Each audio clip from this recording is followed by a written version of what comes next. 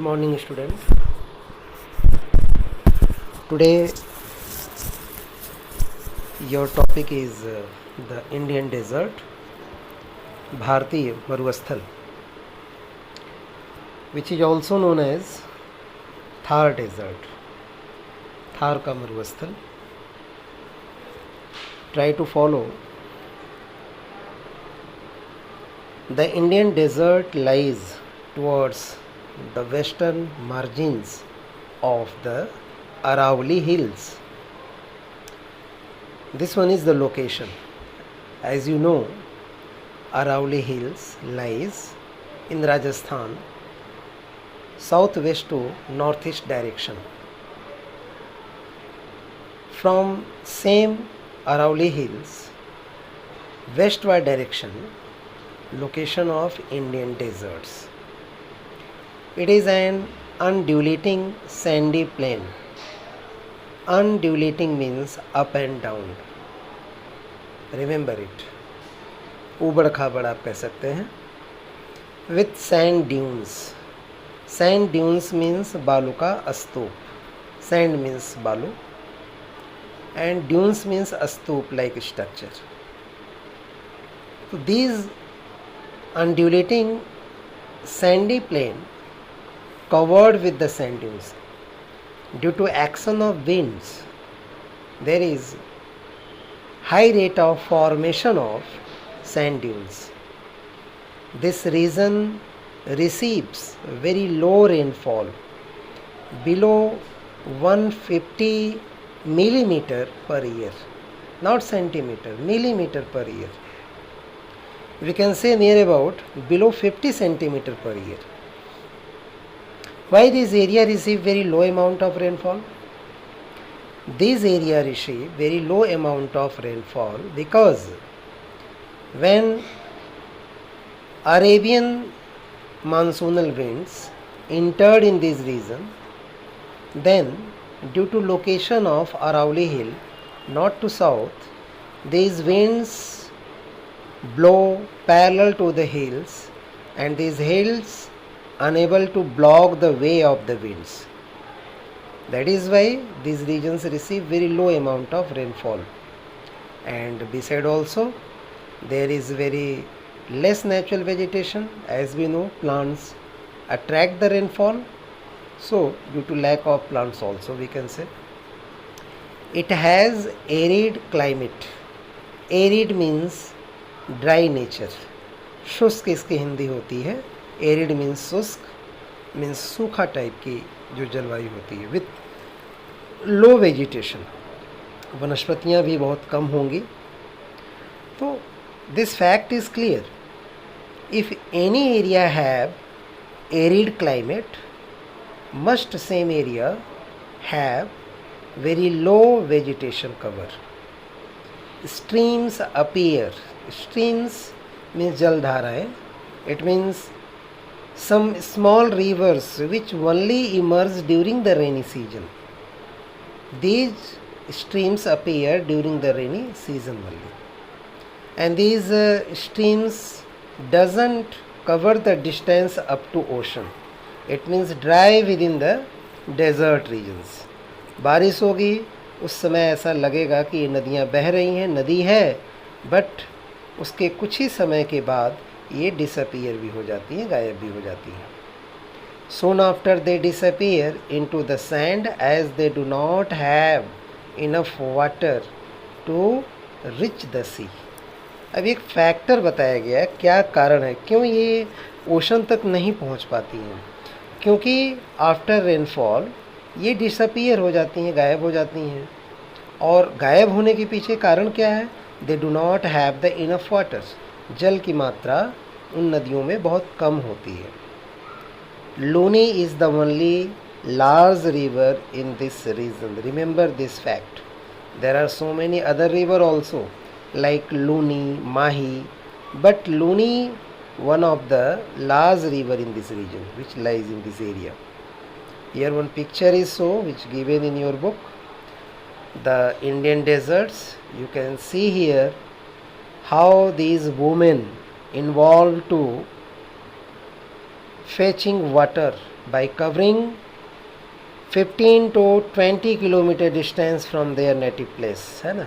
अपने घरों से 15 से 20 किलोमीटर दूर अर्थन पॉट, मिट्टी के घड़े को लेकर के वो एक ग्रुप में जाती हैं और काफ़ी समय के बाद 3-4 घंटे एक्सपेंड करती हैं सिर्फ वाटर कलेक्शन में। हम आप धनी हैं इस मामले में, हमें ऐसा नहीं करना पड़ता है। नाउ बरखांस, प्रोनाउंसिएशन इसका होगा barchans. What is barchans? Crescent shaped dunes. Crescent means just like the crescent structure of the moon, है ना। अर्धचंद्राकार, काफ़ी पतला जब चंद्रमा का आकार होता है, स्पेशली जब कुछ मुस्लिम रिलीजन्स में फेस्टिवल में ऑब्जर्व किया जाता है, वो एक क्रिसेंट शेप में ही मून होता है। तो उस तरह का अगर ड्यून्स का कलेक्शन, सैंड ड्यून्स का कलेक्शन हो जाता है तो उसको सैंड ड्यून्स कहा जाता है। तो बरखान जो है वो एक क्रिसेंट शेप ड्यून्स का ही नेम है ना। आप ये भी कह सकते हैं barchan are form due to depositional action of the wind, है ना। और ये लैंडफॉर्म जो है डिपोजिशनल लैंडफॉर्म्स हैं।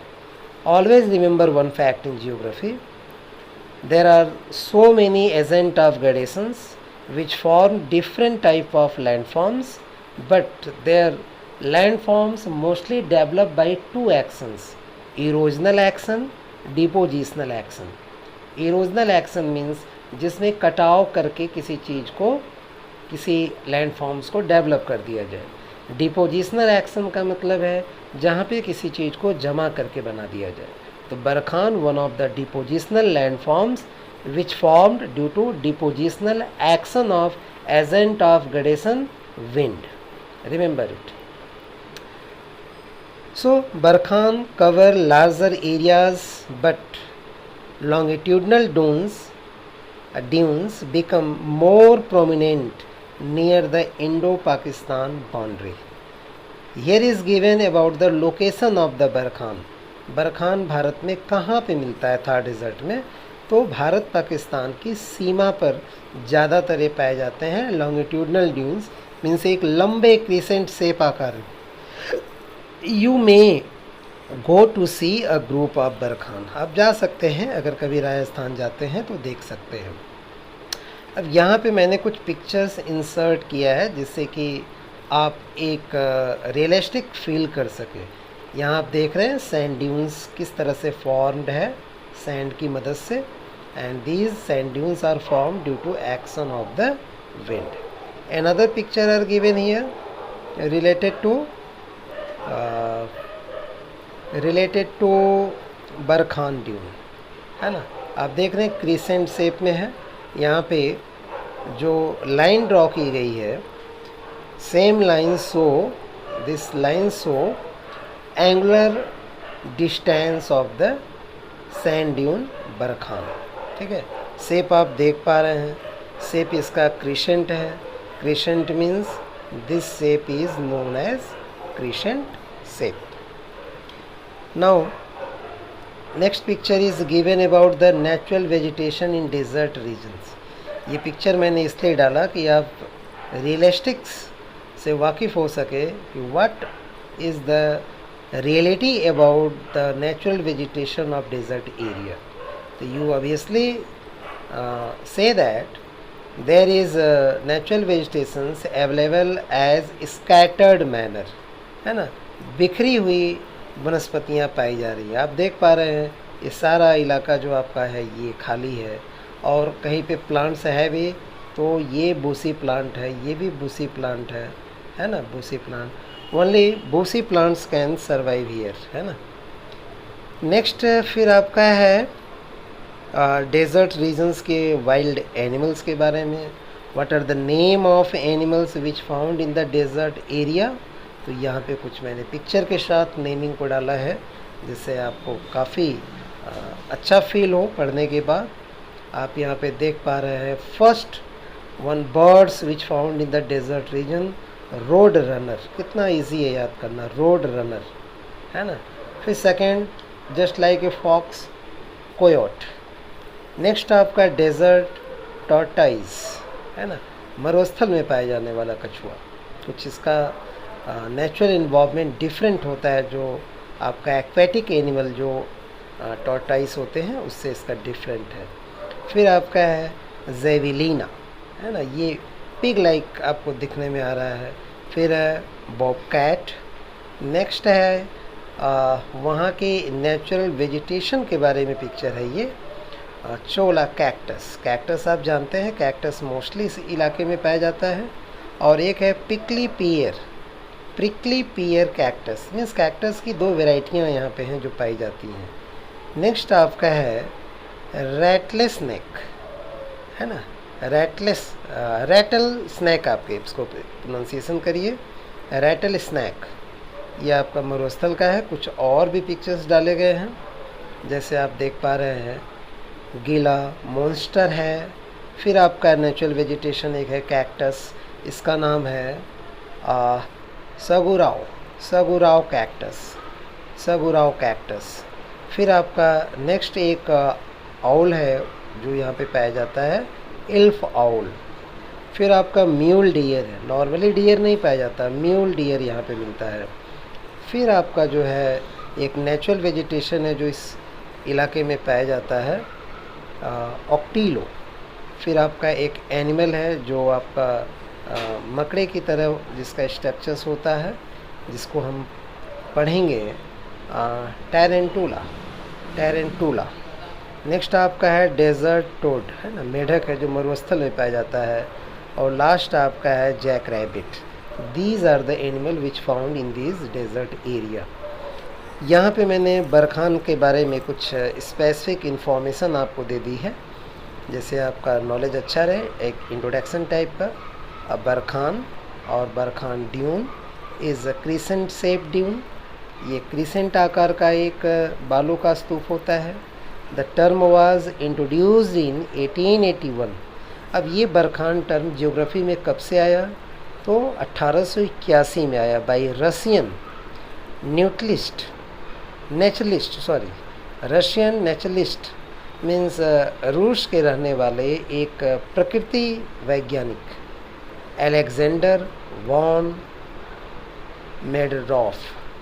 इसको आप पढ़ेंगे Middendorf, Alexander von Middendorf, for crescent shaped sand dunes in Turkestan, Afghanistan, Pakistan, Afghanistan, वहीं पे भी कजाकिस्तान, तुर्किस्तान की भी लोकेशन आगे होती है, मैप में आप देख सकते हैं।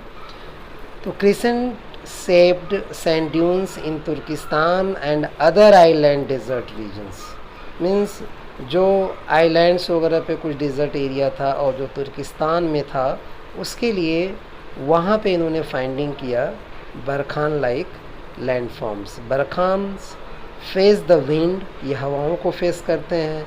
अपीयरिंग कन्वेक्स, है ना, साइंटिफिक भी आपको बताया गया है कि ये कन्वेक्स लेंस के शेप के जैसे दिखते हैं। And are produced by the wind action. और बरखान का जो निर्माण होता है वो हवाओं के कारण ही होता है, जैसा मैंने बताया कि हवाएं सैंड को कैरी करके, ट्रांसपोर्ट करके किसी प्लेस पे डिपॉजिट करती हैं।